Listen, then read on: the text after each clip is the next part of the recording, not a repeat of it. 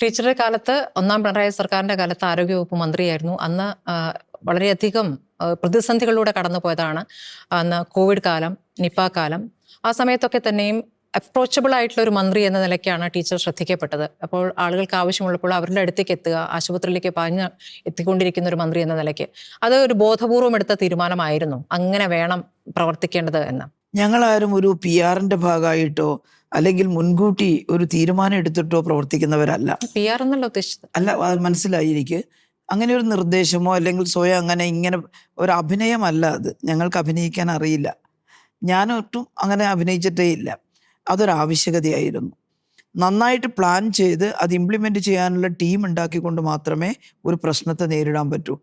അപ്പോൾ ഞങ്ങളുടെ പ്ലാനിങ് വിജയിച്ചു. അത് മുൻകൂട്ടി തീരുമാനിച്ചതല്ല, ആ സമയത്തിൻ്റെ ആവശ്യകതയാണ്. ഇത് തന്നെയാണ് കോവിഡ് വന്നപ്പോഴും. കേരളത്തിൽ വന്നിരിക്കുന്ന ഒരു മാറ്റം ഇപ്പോൾ ഈ 5 വർഷത്തിലെ ഒരു കണക്ക് പറയുന്നത് ഈ 1300 ചെറിയ ക്ലിനിക്കുകളും 444 ചെറിയ ആശുപത്രികളൊക്കെ പൂട്ടിപ്പോയി. അപ്പോൾ എല്ലായിടത്തും ഈ ആഗോള ഭീമന്മാർ വന്ന് ഫണ്ട് ചെയ്തുകൊണ്ട് വലിയ ആശുപത്രികൾ തുറക്കുകയാണ്. അപ്പോൾ അതിലേക്ക് പോകാൻ നിർബന്ധിതമാകുന്ന ഒരു സാഹചര്യമുണ്ട്. അതിങ്ങനെ വർദ്ധിക്കുന്നത് ആശങ്കപ്പെടുന്നതല്ലേ? വളരെ ഗൗരവതരമായൊരു വിഷയമാണത്. അതായത് കേരളം നിലനിൽക്കുന്നത് ഗവൺമെൻറ് ആശുപത്രികൾ കൊണ്ട് മാത്രമല്ല.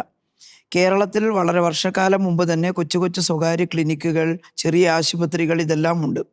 ഇനി വലിയ ആശുപത്രികളും സ്വകാര്യ മെഡിക്കൽ കോളേജുകളും ഒക്കെ ആയാൽ തന്നെ അവയെല്ലാം കേരളത്തിനൊരു ക്രൈസിസ് ഉണ്ടാകുമ്പോൾ നന്നായിട്ട് സഹകരിക്കുന്നവരാണ്. ഇത് ആരോഗ്യ രംഗം എന്നുള്ളത് തെരഞ്ഞെടുപ്പിൽ ഒരു പ്രധാനപ്പെട്ട വിഷയമാണ്. അപ്പോൾ UDFും അവരൊരു കോൺക്ലേവ് നടത്തി. ആ കോൺക്ലേവ് ശേഷം ഒരു കമ്മീഷൻ രൂപീകരിച്ചു. അവരുടെ ചില പഠനങ്ങൾ ആ കമ്മീഷൻ രൂപീകരിക്കുമ്പോൾ തന്നെ നിരവധി ഡോക്ടർമാർ, ഇപ്പോൾ ഇടതുപക്ഷമായി ചേർന്ന് നിൽക്കുന്ന ഡോക്ടർമാരടക്കമുള്ളവരിൽ നിന്നും അഭിപ്രായങ്ങൾ തേടി. ഡോക്ടർ ബി ഇക്ബാൽ അടക്കമുള്ളവരുടെ അഭിപ്രായങ്ങൾ പറഞ്ഞിട്ടുണ്ട്, ഡോക്ടർ രാമൻകുട്ടി.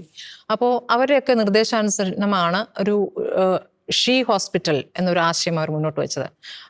അതിനെ എങ്ങനെയാണ് ടീച്ചർ കാണുന്നത്? ഏത് നല്ല നിർദ്ദേശവും ഇടതുപക്ഷ ജനാധിപത്യ മുന്നണി സ്വീകരിക്കും. അവർ നടത്തിയ പഠനം ആധികാരികമാണെങ്കിൽ അതൊരു പഠനമാണല്ലോ, അറിവൊരിക്കലും മോശമാവുന്നില്ലല്ലോ.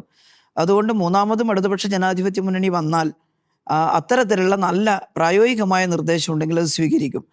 പക്ഷെ അതിന് കാത്തു നിൽക്കാതെ തന്നെ കേരളത്തിൻ്റെ ആരോഗ്യ മേഖലയെക്കുറിച്ച് സമഗ്രമായി ഇടതുപക്ഷം പഠിച്ചിട്ടുണ്ട്.